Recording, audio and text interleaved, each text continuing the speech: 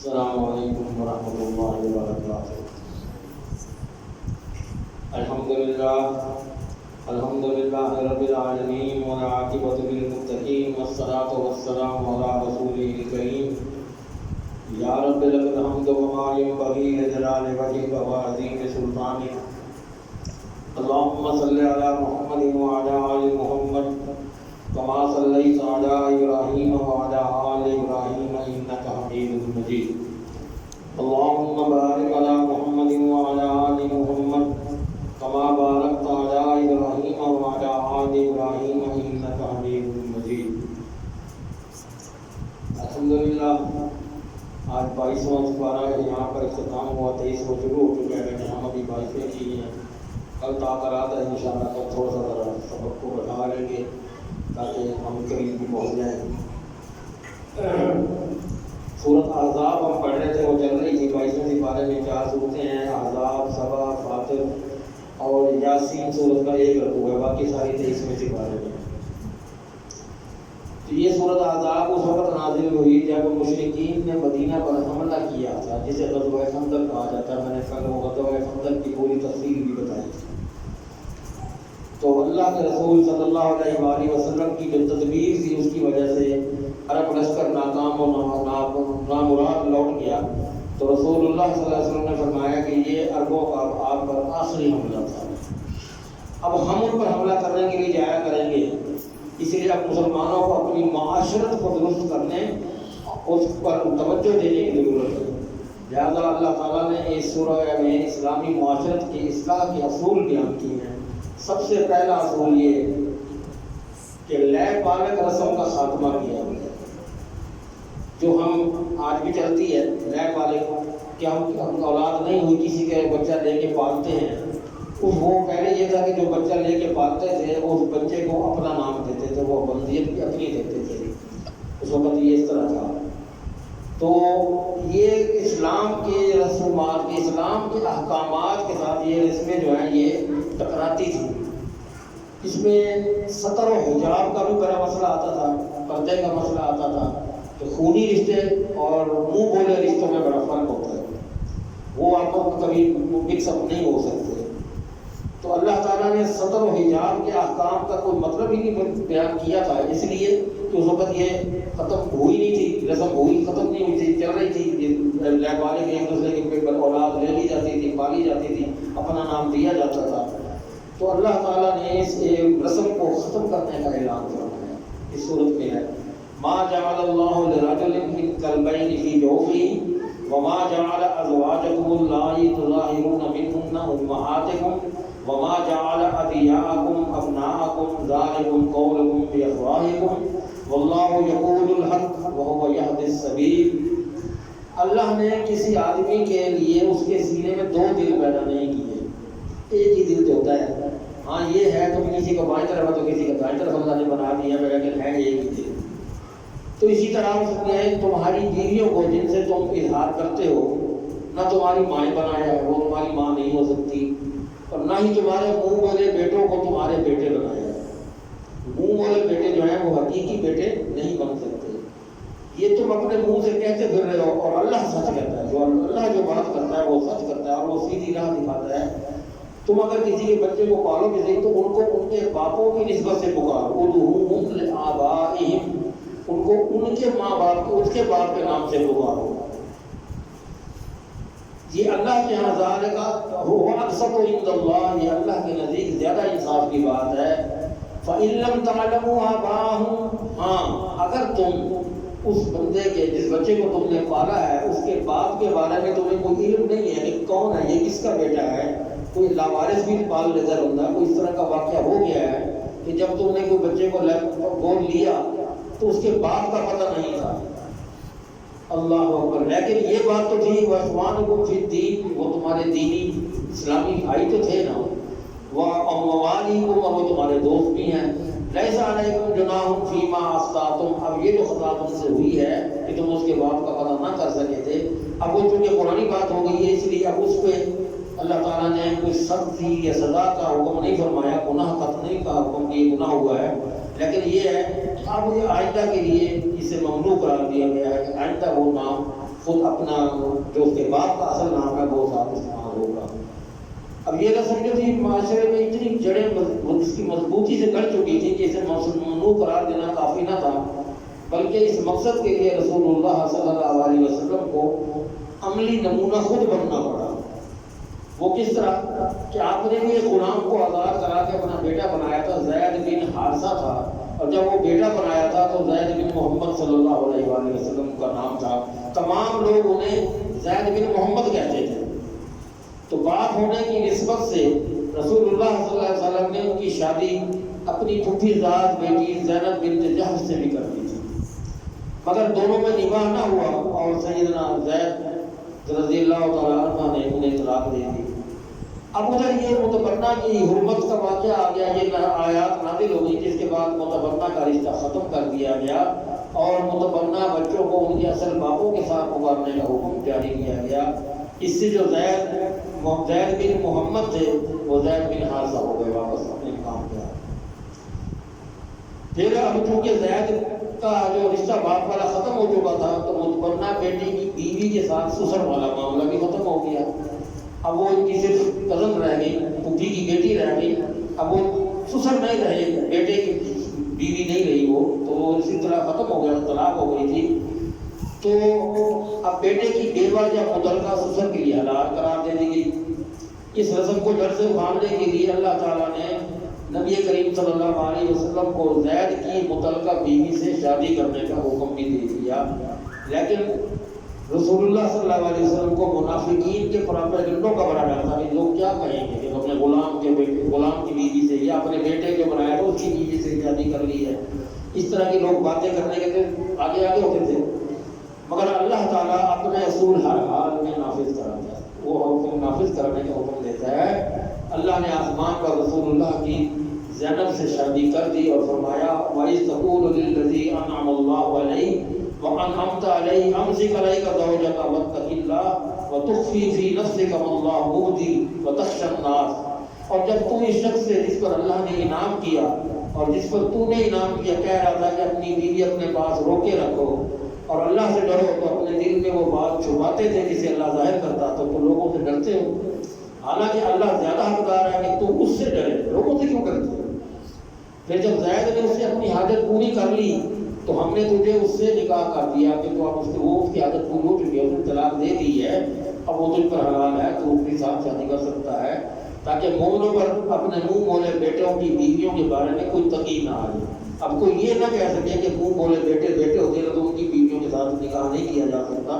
وہ منہ بولے بیٹے آپ نے پال ضرور لیا، اپنی خواہش پوری کر لی کہ بھی میرے اولاد نہیں ہے، لیکن ان کو آپ اپنی حقیقی اولاد کا یا حقیقی باپ ہونے کا درجہ نہیں دے سکتے۔ اللہ نے اس قانون کو ختم کر دیا۔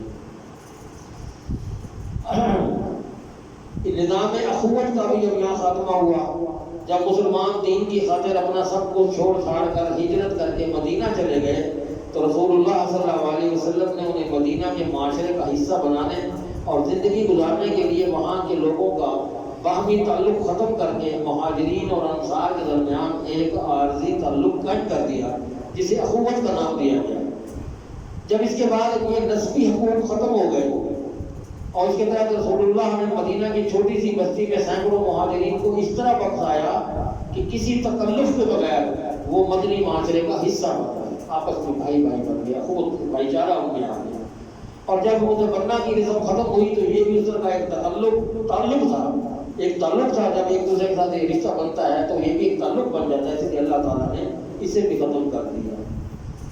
اللہ اکبر۔ ازواج مطہرات کا مقام اور مرتبہ، یہ آیت کی طرح غور سے سمجھیے کہ جب یہ قانون تھا کہ رسم لے بالغ کا گود لینے کا، تو قانون اخوت کے خاتمے کے بعد ذہن میں یہ بات آتی تھی کہ کسی عام شخص کو چچا، بابا یا کسی عورت کو خالہ اور پھوپھی کہنا بھی غلط ہوگا، کیونکہ منہ بولی تو اس طرح رشتے یہ نہیں ہو سکتے۔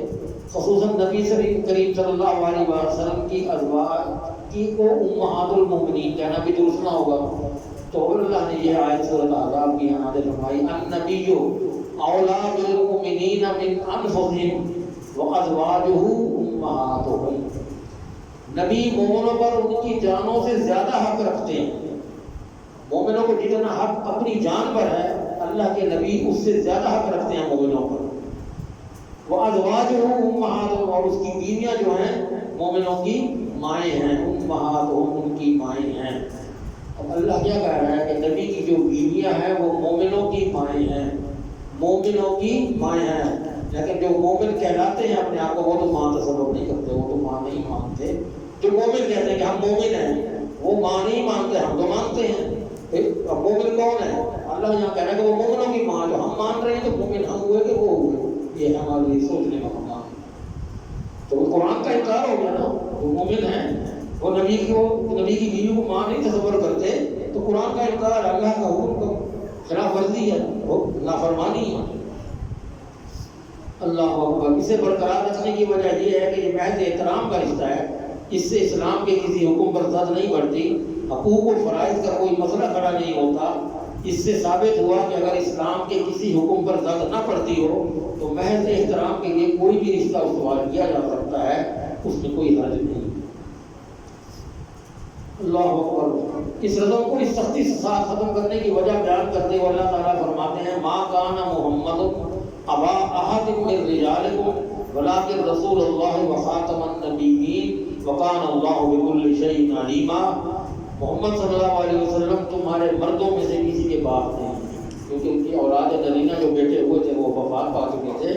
اب وہ بیٹیوں کے باپ تو تھے، مردوں میں سے کسی مرد کے باپ نہیں تھے، لیکن وہ اللہ کا رسول ہے. وخاتم النبیین، اور تمام نبیوں کا ختم کرنے والے ہیں. ان پر اب اس کے بعد کوئی اور نبوت کا آنے کا سلسلہ ختم کر دیا گیا ہے، لہذا اب وہ آخری نبی ٹھہرائے. وکان اللہ بکل شیء علیما، اور اللہ ہر چیز کو خوب جاننے والا ہے. اب یہ رسم اس لیے بھی ختم کرنی ضروری تھی کہ اللہ کو پتا تھا کہ جب میں نبی اور نہیں بھیجنا، اب یہ اختتام ہو گیا نبی کا، تو پھر یہ سلسلہ چلتا رہے گا، اس لیے ختم نہیں ہوگا. اس لیپالک سلسلے کو ختم کرنے کے لیے اس کے اندر صرف ختم کیا کیا ہے کہ وہ اپنا نام نہیں دے سکتے. گود لے کے کسی کا بچہ پالا جا سکتا ہے، لیکن باپ کا نام وہی لکھوائے گا اسکول میں، رجسٹروں میں، کتابوں میں، اب ہر جگہ جس کا وہ بیٹا ہے، حقیقی بیٹا جس کا نام اسی کا چلے گا. آپ اپنا نام نہیں دے سکتے، اس کو یہ اللہ نے منع فرما دیا.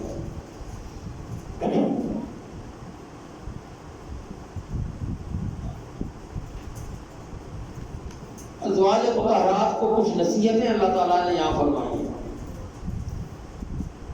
اللہ اکبر. قل یا ایھا النبی قل لازواجک ان کنتن تردن الحیاۃ الدنیا وزینتها فتعالین امتعکن واسرحکن سراحا جمیلا وان کنتن تردن اللہ ورسولہ والدار الآخرۃ فإن اللہ اعد للمحسنات منکن اجرا عظیما.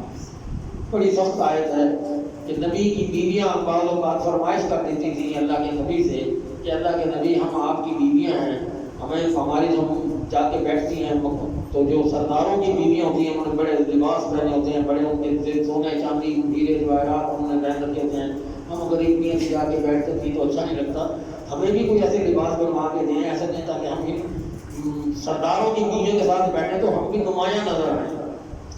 تو اللہ نے یہ بات جب سنی تو اللہ نے نبی پر یہ آیت نازل فرمائی کہ اے نبی کہہ دو اپنی بیویوں سے، قل لازواجک، اپنی بیویوں سے نبی یہ کہہ دے، ان کنتن تردن الحیاۃ الدنیا، اگر تم دنیا کی زیب و نمائش اور زینتہا اور اس کی زینت کا ارادہ رکھتی ہو تو فتعالین، آؤ میرے پاس بیٹھو، امتعکن، میں تمہیں طلاق دے کے فارغ کر دیتا ہوں، واسرحکن سراحا جمیلا، اور بڑے احسن طریقے سے جو حق ہے میں تمہیں اس سے رخصت دیتا ہوں، تمہیں پھر تم جاؤ.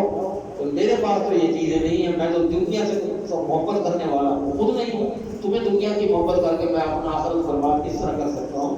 تو جاؤ پھر میں تمہیں طلاق دیتا ہوں، تم جا سکتی ہو، فارغ ہو، اور پھر میں تمہیں بڑے احسن طریقے سے چھوڑوں گا. وَإِن كُنتُنَّ تُرِدْنَ اللَّهَ وَرَسُولَهُ وَالدَّارَ الْآخِرَةَ، اگر تم یہ چاہتی ہو کہ اللہ اور اس کے رسول کے ساتھ محبت رہے اور آخرت میں بھی مقام ملے، فَإِنَّ اللَّهَ أَعَدَّ لِلْمُحْسِنَاتِ مِنكُنَّ أَجْرًا عَظِيمًا، تو اللہ تعالیٰ نے بے شک تم میں سے نیکی کرنے والوں کے لیے بہت بڑا اجر تیار کر رکھا ہے.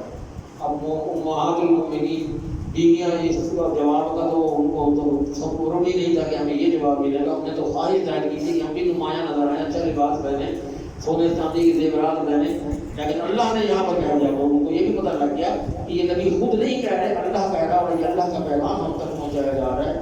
ایک نبی کی بیویوں کو یہ زیبائش زیب ہی نہیں دیتی کہ وہ اس طرح کی وہ پردھان کے یا لباس پہنے. یا نساء النبی من یات منکن بفاحشۃ مبینہ, اب اللہ تعالیٰ بیویوں کو ڈائریکٹ مخاطبوں کی کہہ رہا ہے, نبی کی بیویوں تم میں سے جو کھلی بے حیائی عمل میں لائے گی, کوئی بے حیائی کرے گی, یضاعف لها العذاب ضعفین, تمہارے لیے عذاب دگنا ہوگا. جس بندے کو جس جگہ کو ایک عذاب ملنا ہے, تمہارے لیے عذاب دگنا ہوگا کہ تم نبی کی بیوی ہو کر کوئی فاحشہ کام کرو گی, فحاشی کی طرف جاؤ گی, تم بے حیائی کرو گی تو تمہارے لیے عذاب دگنا ہوگا. وکان ذلک علی اللہ یسیرا, اور اللہ کے لیے یہ بہت آسان ہے کہ وہ تمہیں عذاب دے سکے. ومن يقنط منكن لله ورسوله وتعمل صالحا نؤتها اجرها مرتين, اور تم میں سے جو اللہ اور اس کے رسول کی فرما برداری کرے گی, نیک عمل کرے گی, اسے ہم اس کا اجر 2 بار دیں. اگر عذاب بھی 2 بار مل رہا ہے تو اجر بھی 2 بار اللہ دینے کا وعدہ فرما رہا ہے, اور ہم نے اس کے لیے باعزت رزق تیار کر رکھا ہے. تو اے نبی کی بیویوں, لستن كأحد من النساء إن اتقيتن فلا تخضعن بالقول فيطمع الذي في قلبه مرض وقلن قولا معروفا. تو اے نبی کی بیویوں, تم عام عورتوں جیسی عورتیں نہیں ہو, تمہارا مقام عام عورتوں جیسا نہیں ہے. اگر تم تقوی اختیار کرو اور بات کرنے میں نرمی نہ کرو, جیسے میں نے 2-4 دن پہلے بھی بتایا تھا کہ اگر عورتوں کو ہمیں کسی ضرورت کے تحت باہر نکلنا بھی پڑے تو ہم عورتیں جو ہیں دکانداروں سے یا بازار میں یا اپنے قریبی رشتے داروں کے ساتھ جن سے پردہ ہوتا ہے ان سے ہنس کر نرمی کے ساتھ فری ہو کے زیادہ بات نہ کریں. تو یہاں اللہ اپنی نبی کی بیویوں کو مخاطب کر کے بھی کہہ رہے ہیں کہ تم تقوی اختیار کرو, بات کرنے میں نرمی نہ کرو کہ کہیں کسی دوسرے کے دل میں یہ بیماری پڑ جائے اور تما کر بیٹھے کہ یہ تو اس کے ساتھ کوئی میری پلان ہو گئی ہے یا کیا چکر ہے, میرے ساتھ کیوں اس طرح پھول لگا کے بول رہی ہے. اور جو بات بھی کہو قلنا قولا معروفا, مقصد کی بات کرو, اچھی بات کرو, بات سے زبان سے کوئی لفظ مت نکالو. وقرنا فی بیوتکن, اب یہاں پر دیکھو کہ سختی سے اللہ فرما رہا ہے وقرنا فی بیوتکن, اپنی گھروں میں ٹھہری رہو, ٹھہری رہو, اب گھروں سے بلا وجہ بغیر مقصد پر بات مت نکلو. ولا تبرجن تبرج الجاہلیۃ الاولی, پہلے زمانے کی جو جہالت کی عورتیں جس طرح باہر نکل آتی تھیں پردے کے بغیر, تم اب وہ اس طرح نہیں نکلو گی, وہ کام نہیں کرو گی. وَأَقِمْنَ الصَّلَاةَ, اور نماز قائم کرتی رہو. وَآتِينَ الزَّكَاةَ, اور زکات دیتی رہو. وَأَطِيعْنَ اللَّهَ وَرَسُولَهُ, اور اللہ اور اس کے رسول کی اطاعت کرتی رہو. انما یرید اللہ, ذرا غور کریں کہ ہمارے کچھ ایک فرقہ بھائی جو ہے وہ یہ کہتے ہیں یہ آیت ہمارے اہل بیت کے لیے نازل ہوئی ہے. اہل بیت وہ سمجھتے ہیں علی اور فاطمہ اور اس طرح کے حسن حسین کو ملا کے. اللہ یہاں ذکر کر رہا ہے انما یرید اللہ لیذھب عنکم الرجس اہل البیت ویطہرکم تطہیرا. آپ یہ آیت سنتے آ رہے ہیں, آخر میں جو لفظ ہے وہ اس پہلے لفظ کے ساتھ ملائیں. تو اللہ کس سے مخاطب ہے؟ اللہ نبی کی بیویوں سے مخاطب ہے کہ یہ کام نہ کرو, یہ کام نہ کرو, یوں کرو, تمہارا عذاب دگنا, اجر دگنا. یہ سارا کچھ اللہ نبی کی بیویوں سے مخاطب ہو رہا ہے. اور پھر آگے آخر میں کیا کہہ رہا ہے کہ اللہ چاہتا ہے لیذھب عنکم الرجس, ناپاکی کو, گندگی کو تم سے دور کر دے. اہل البیت, اے نبی کی بیویوں, اے نبی کے گھر والوں. ویطہرکم تطہیرا, اور تم اس طرح پاک کر دیں جس طرح کہ خوب پاک کیا جاتا ہے.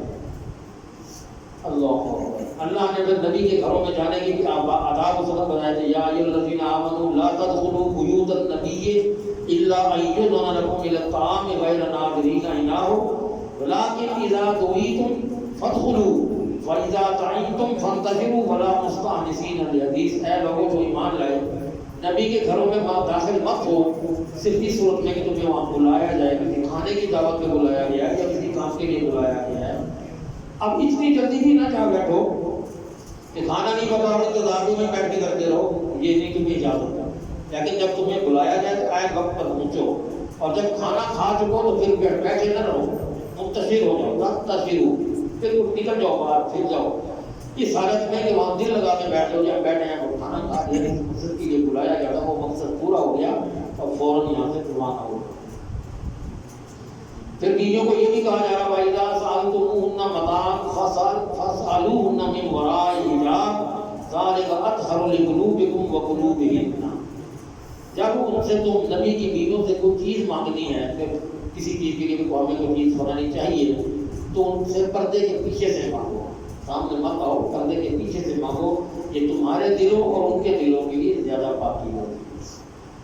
آگے اللہ تعالیٰ پھر نبی کی بیویوں کو پردے کا حکم کس طرح دے رہے ہیں کہ یا ایھا النبی، اے نبی، قل لازواجک، کہہ دے اپنی بیویوں کو، وبناتک، اپنی بیٹیوں کو، ونساء المؤمنین، اور مومنوں کی بیویوں کو، عورتوں کو، جتنی عورتیں کی بیویاں بیٹی جو بھی ہیں، نساء جتنی عورتیں مومنین کی، یدنین علیہن من جلابیبہن، اپنے اوپر چادر اوڑھا کریں، ذالک ادنیٰ ان یعرفن، اور یہ بات زیادہ قریب ہے کہ وہ پہچانی جائے اور انہیں کوئی تکلیف نہ پہنچائی جائے، ان کو کوئی پہچان کر لی یہ فلانے کی بیوی ہے، فلانے کی بیوی ہے، اور پہچان میں نہ آ جائیں اور وہ کہیں ان کو کوئی تکلیف نہ پہنچائیں، فلا یؤذین، نہ انہیں کوئی تکلیف دی جائے، وقان اللہ غفورا رحیما، تو اللہ بے حد بخشنے والا ہے اور رحم فرمانے والا ہے۔ یہاں پر یہ چیز بھی بتائی گئی کہ مومنوں کی عورتوں کو بھی، اپنی بیویوں کو، بیٹیوں کو بھی کہہ دیں کہ اپنا وہ پردہ کریں، یدنین علیہن من جلابیبہن، پوری۔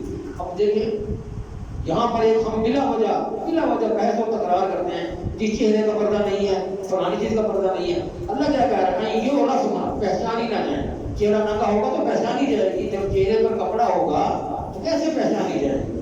اس لیے یہ غلط ہم اس کا مطلب اخذ کرتے ہیں اور اس کی بلا وجہ بحث کیے رکھتے ہیں کہ یہ چہرے کا پردہ نہیں ہے، پردہ دل کا ہے، پردہ یہ ہم نے وہ باتیں بنا لی ہیں جس سے ہم اللہ کو راضی نہیں کر سکتے، اللہ کو تو اس بات کا ہم نہیں دے سکتے کہ ہم یوں سمجھ رہے ہیں، اللہ جو کہہ رہے تو اس کو کیوں نہیں سمجھ رہے؟ اللہ اکبر۔ اب آتی ہے بات رسول اللہ صلی اللہ علیہ وسلم پر درود و سلام بھیجنا۔ رسول اللہ نے اپنی امت کے لیے بڑی تکالیف اٹھائی ہیں، اس لیے آپ سے محبت کرنا اور آپ صلی اللہ علیہ وآلہ وسلم کی عزت کرنا اور درود و سلام بھیجنا امت پر فرض ہے۔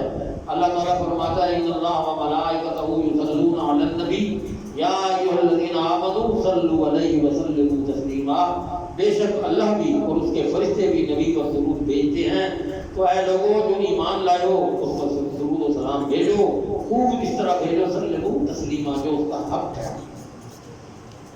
مسلم شریف کی حدیث میں حضرت ابو ہریرہ فرماتے ہیں کہ نبی کریم صلی اللہ علیہ وسلم نے فرمایا من صلی علیہ واحدۃ صلی اللہ علیہ عشرہ، کہ جس شخص نے مجھ پر ایک مرتبہ درود بھیجا اللہ تعالیٰ اس پر 10 رحمتیں نازل فرماتا ہے۔ اور یہ بھی فرمایا کہ رسول اللہ نے فرماتے ہیں کہ کسی مجلس میں بیٹھے تو اللہ، اور ایسی مجلس، ایسی بیٹھنے کی چیز، بیٹھنے کی جگہ، بیٹھنے کی شکل و صورت ہو اور اس میں اللہ کا یاد نہ ہو اور نبی پر درود نہ ہو، تو یہ چیز ان کے لیے حسرت و ندامت کا باعث ہوگی۔ پھر اگر وہ اللہ چاہے گا تو انہیں سزا دے گا، چاہے گا تو انہیں بخش دے گا۔ اس آیت سے مفسرین میں ایک اور بات بھی آئی، یہ جو ہم 4 رکعتوں والی نماز پڑھتے ہیں، جو پہلے تشہد ہے، جو درمیان میں 2 رکعتوں کے بعد آتا ہے، ہم اس میں ہم اب تو ہوا رسولوں کہہ کے اٹھ کے کھڑے ہو جاتے ہیں، تو یہاں پر یہ بات نظر آ رہی ہے کہ یہاں پر درود شریف تک پڑھنا چاہیے، درود پڑھ کے پھر اٹھنا چاہیے۔ اشہد ان لا الہ الا اللہ وحدہ لا شریک لہ واشہد ان محمدا عبدہ ورسولہ، ہم اس پر کھڑے ہو جاتے ہیں، آگے ہمیں درود بھی پورا کرنا چاہیے تو پھر کھڑے ہونا چاہیے۔ تو آخری تشہد میں اس کے علاوہ پھر اور دعائیں شروع ہو جاتی ہیں، وہ دعائیں پڑھی جاتی ہیں، تو یہاں یہ چیز ثابت ہو رہی ہے۔ اللہ اکبر۔ ام المؤمنین سیدہ عائشہ صدیقہ رضی اللہ عنہا فرماتی ہے کہ رسول اللہ صلی اللہ علیہ وسلم 9 رکعت ادا کرتے، آپ 8ویں رکعت کے سوا کسی رکعت میں نہیں بیٹھتے تھے، یہ بھی ایک طریقہ تھا آپ کی نماز کا، لیکن ان کی نماز اور ہماری نماز اس طرح تھی کہ ان پر جو نماز فرض تھی وہ ہم پر فرض نہیں تھی، ان کا طریقہ جو ہے وہ ہمارے پر لاگو نہیں اس لیے ہے کہ ان کا وہ جو فرائض کی نمازوں میں وہ نوافل جس طرح بھی پڑھتے تھے اس طرح آپ کی تعریف کرتے ہوئے پھر نبی پر درود بھی اپنے آپ پر درود پڑھتے تھے، دعا کرتے لیکن سلام نہیں پھیرتے تھے، پھر 9 رکعت ادا کر کے بیٹھتے تھے اور اللہ تعالیٰ کی حمد اور اس کے نبی پر درود بھیجتے اور دعا کرتے پھر سلام پھیرتے تھے۔ یہ بھی ایک حدیث نسائی کی ہے۔ آگے جناب، ان الذين يؤذون الله ورسوله لعنهم الله في الدنيا والآخرة وأعد لهم عذابا مهينا، وہ لوگ جو اللہ اور اس کے رسول کو تکلیف پہنچاتے ہیں تو اللہ نے ان پر دنیا اور آخرت میں لعنت کی ہے اور ان کے لیے ذلیل کرنے والا عذاب تیار کیا گیا ہے۔ آگے جی سورۃ سبا ہے، اس میں عقیدہ آخرت کا انکار کرنے والوں سے اللہ تعالیٰ نے خطاب کیا کہ تم کہتے تھے قیامت نہیں آئے گی، تو پھر میرا کام ہے، میں جس طرح قیامت لاؤں گا۔ ہم پہلے بھی سنتے پڑھتے رہے ہیں۔ پھر ناشکروں کے بارے میں اللہ فرماتے ہیں کہ ناشکرے کس طرح ہیں کہ ہم نے ان کو اتنا کچھ عطا کیا، زمین پر پانی ڈال کر زمین کو زندہ کیا، پھل پھول اگا کے دیے، خراب زمین میں سے جڑی بوٹیاں اور بڑے بڑے اچھے اچھے پھل پیدا کر کے دیے۔ ہم نے اتنا احسان کیا، لیکن اس نے بد کرداروں نے تکبر اور ناشکری کے سوا کچھ نہیں کیا، تو اللہ پھر اس کو اس طرح سزائیں دی ہیں۔ پچھلی قوموں کو بھی اللہ پھر دوبارہ ذکر کرتے ہیں۔ پھر حضرت داؤد علیہ السلام کا ذکر ہے کہ ہم نے ان پر بھی انعامات کیے تھے، ان کو پرندوں کی، پہاڑوں کی اور تصویر کو دورانے کا حکم دیا تھا، ان کے ہاتھ میں لوہے کو نرم کر دیا تھا جس سے وہ زرہیں بنا کر بیچتے تھے۔ حضرت سلیمان علیہ السلام کا ایک واقعہ یہاں ہے کہ آپ کے تابع جنات تھے، ہوائیں تھیں اور جانوروں کی بولیاں بھی جانتے تھے۔ اب ہم یہاں پر اصل مسئلہ اللہ سمجھانا چاہ رہا ہے کہ نبی عالم الغیب نہیں ہوتا۔ حضرت سلیمان علیہ السلام جنات سے کام لے رہے تھے۔ کہا جاتا ہے کچھ روایات میں کہ مسجد اقصیٰ کی تعمیر ہو رہی تھی، تو جنات اس کی تعمیر میں لگے ہوئے تھے، کام ہو رہا تھا۔ تو آپ اپنی جو یہ لاٹھی ہوتی ہے ہاتھ میں پکڑنے والی، آپ اس پر ایسے یوں کر کے اپنا یوں ہاتھ رکھ کے، تو لاٹھی زمین پہ کھڑی اور آپ کھڑے ہیں۔ جنات ڈرتے تھے جو کہ آپ کی سختیوں سے، تو وہ اپنے کام میں مشغول رہے، مڑ مڑ کے دیکھ رہے ہیں، حضرت دیکھ رہے ہیں، کام میں لگ، پھر مڑ مڑ کے دیکھیں، حضرت دیکھ رہے ہیں، کام میں لگ رہے ہیں۔ وہ اپنے کام میں لگ رہے ہیں، آپ دیکھ رہے ہیں کہ حضرت دیکھ رہے ہیں کہ اللہ تعالیٰ فرماتے ہیں فلما قضینا علیہ الموت، اور جب میں نے اس کو موت دے دی، ما دلهم علی موتہ الا دابۃ الارض، ان کو پتہ نہ لگ سکا کہ حضرت فوت ہوئے کھڑے ہیں، لیکن راز کیسے کھلا کہ دابۃ الارض، زمین کا ایک کیڑا جسے ہم وہ دیمک کہتے ہیں، وہ دیمک لگ گئی اس لکڑی کو، وہ لکڑی کو دیمک لگتے کھاتے کھاتے وہ لکڑی گل گئی، ختم ہو گئی، وہ گر گیا، اور حضرت سلیمان علیہ السلام گر گئے۔ اور جب وہ گرے فلما خر، نیچے گر گئے، تبینت الجن، تو جنوں کی اوپر حقیقت کھل گئی۔ اور کیا کہتے ہیں اللہ کانوا یعلمون الغیب ما لبثوا فی العذاب المہین، کہ اگر ہمیں پتہ لگ جاتا یہ ختم ہو چکے ہیں، فوت ہو چکے ہیں، تو ہم اتنے عذاب میں تو نہ پڑے رہتے، ہم بلا وجہ اپنے آپ کو مشکل میں ڈال کے کھڑے رہے ہیں، کام کرتے ہیں، وہ تو فوت ہو گئے۔ تو نہ جنات عالم الغیب تھے، نہ نبی کو پتا تھا کہ میں اس طرح کھڑے ختم ہو گیا۔ اللہ قرآن کا انکار کرنے والوں کی قیامت کے دن حالت کیا ہوگی وہ ہم پہلے بھی بہت پڑھ چکے ہیں۔ یہاں بھی اللہ تعالیٰ بے طرف لمبی تفصیل سے بتا رہے ہیں کہ تم لوگ مجرم تھے اور جو کمزور تھے، ہم ان کے ساتھ کیا کیا سلوک کرتے رہے ہیں، پھر وہ تم اپنی ندامت کو کس طرح چھپاؤ گے۔ جب عذاب دیکھیں گے تو ہم تمہارے گلے میں، گردنوں میں ٹوک ڈال دیں گے، پھر انہیں ان کا بدلہ دیا جائے گا جو وہ کرتے تھے۔ یہاں جناب یہ پھر سورۃ فاطر ہے، اس میں بھی اللہ تعالیٰ نے اپنی نعمتوں کا تقاضا کیا ہے۔ یا ایھا الناس اذکروا نعمت اللہ علیکم هل من خالق غیر اللہ یرزقکم من السماء والارض، اے لوگو اللہ کی نعمتیں یاد کرو جو تم پر ہیں، تو کیا اللہ کے سوا کوئی پیدا کرنے والا ہے جو تمہیں آسمان سے بھی اور زمین سے بھی رزق دیتا ہے؟ اس کے سوا کوئی مشکل کشا نہیں، کوئی معبود نہیں، تو تم کہاں بہکائے جاتے ہو؟ کیوں تمہارے دماغ میں کوئی اور باتیں ڈالنے والے کیوں ڈالتے ہیں؟ تم کیوں نہیں سمجھتے؟ خود کیوں نہیں طرف آتے؟ اور اگر وہ تمہیں جھٹلائیں، نبیوں کو کہا جاتا ہے کہ اگر وہ تمہیں جھٹلائیں تو یقیناً تم سے پہلے بھی جتنے رسول ہیں سب کو ان کی امتیں جھٹلاتی رہی ہیں، اور سب کام اللہ کی طرف لوٹائے جاتے ہیں، ہم خود پھر اس کا فیصلہ کرتے ہیں۔ جنہوں نے نبیوں کو جھٹلایا ان کا فیصلہ ہم نے خود ہی کیا۔ اللہ کا وعدہ سچا ہے، اور دنیا کی زندگی تمہیں دھوکے میں ڈال رہی ہے، تم اس دھوکے میں پڑے ہوئے ہو، تمہیں اللہ کے بارے میں دھوکہ نہیں آ سکتا، اللہ دھوکہ نہیں دے سکتا۔ اب یہاں ایک اور ہے جی کہ اللہ تعالیٰ کی قدرتیں اور بندوں پر اس کے انعامات کا ذکر پھر وہی چل رہا ہے کہ وہ اللہ تعالیٰ بتا رہا ہے کہ دو سمندر کبھی برابر نہیں ہوتے، ایک سمندر کا پانی میٹھا ہے، دوسرے کا کڑوا ہے، وہ گلے سے اترنے والا نہیں ہے، نمکین ہے۔ پھر تم گوشت کھاتے ہو، زینت کا سامان نکالتے ہو، جو تم پہنتے ہو، اس میں کشتیوں کو دیکھا ہے جو پانی کو پیتے ہوئے چلتی ہیں تاکہ تم اس کے فضل سے حصہ تلاش کرو اور تم شکر کرو۔ وہ رات کو دن میں داخل کرتا ہے، دن کو رات میں داخل کرتا ہے، اس نے سورج اور چاند کو مسخر کر دیا، ہر ایک کے چلنے کا وقت مقرر کر دیا۔ اللہ اکبر، تم کیوں نہیں سمجھتے ان باتوں کو؟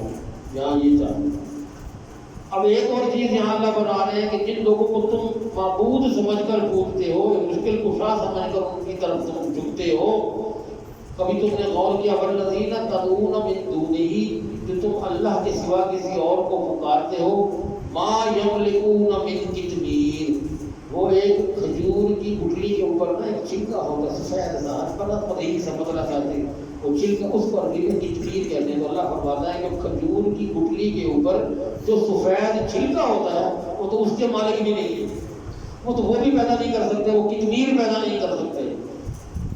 ان تدعون لا يسمعوا دعاءکم، اگر تم انہیں پکارو بھی صحیح وہ تمہاری پکار نہیں سنتے۔ ولو سمعوا، اور اگر وہ سن بھی لیں، بفرض کیا سن بھی لیں، مستجابوا لکم، تو وہ تمہاری دعا کو نہ قبول کر سکتے ہیں نہ اس کا جواب دینے کے قابل ہیں۔ وَيَوْمَ الْقِيَامَةِ يَكْفُرُونَ بِشِرْكِكُمْ، اور پھر قیامت کے دن کو جو کچھ تم ان کے ساتھ شرک کرتے رہے ہو وہ اس کا بھی انکار کریں گے، ہمیں تو پتہ ہی نہیں تھا۔ یہ پیر جن کے درباروں پر یہ زندہ پیر یا مردہ پیر جو بھی ہیں جن کے تم جا کے آگے جھکتے ہو، تو یہ بات تمہارے اس وقت واقع نہیں بنے گی، یہ کہیں گے کہ اللہ ہمیں تو پتہ نہیں تھا کہ ہمارے پر آگے جھکتے تھے، ہم سے مانگتے تھے، کیا کہتے تھے، کس طرح پیش کرتے تھے، ہمارے طرف سے ہم سے آزاد، ہم بری ہیں۔ اللہ ہمیں معاف فرمائے۔ آگے آیت ہے یا ایھا الناس انتم الفقراء الی اللہ واللہ هو الغنی الحمید، اے لوگوں تم اللہ کی طرف محتاج ہو، اللہ کے در کے فقیر ہو، اور اللہ ہی غنی ہے، دولت مند ہے، اللہ اس کے پاس سارے جہان کی دولتیں ہیں۔ یشاء یذہبکم ویأتی بخلق جدید، وہ اگر چاہے تم سب کو پوری قوم کو ختم کر کے پھر نئی امت لے آئے، نئی قوم لے آئے اور تم یہ ختم کر دیں اگر وہ چاہے تو، لیکن وہ تمہیں سمجھا کر اسی لیے کہ وہ آگے چلانا چاہتا ہے۔ تو اللہ تعالیٰ ہمیں اس کو سمجھنے کی توفیق عطا فرمائے۔ کل انشاءاللہ ہم یاسین کا ترجمہ کریں گے، 23 کی رات بھی ہوگی، اس میں بڑی توحید کی اور بڑی اچھی اچھی باتیں ہیں، وہ ذرا سننے کے لیے آپ لوگ سارے ذرا تشریف لائیں۔ توحید کا خاص خلاصہ یہ وہ صورت جس کو ہم نے مردے بخشوانے کے لیے جو ٹکٹ سمجھی ہوئی ہے کہ جو مردہ بھائی فلانا دن جواب مجھو یاسین پڑھو، یاسین سے دم کرو، یاسین کے معنی کسی کو نہیں آتے، ہمیں اس یاسین صورت کو پڑھنا، اس کے معنی اس کے سیکھنا چاہیے، اس میں اللہ سبق کہہ دے رہا ہے، درس کہہ دے رہا ہے، بہت بہترین اس کو لطف آئے گا انشاءاللہ، زندگی بخیر بچ گئے تو انشاءاللہ سنائیں گے۔ وآخر دعوانا الحمدللہ۔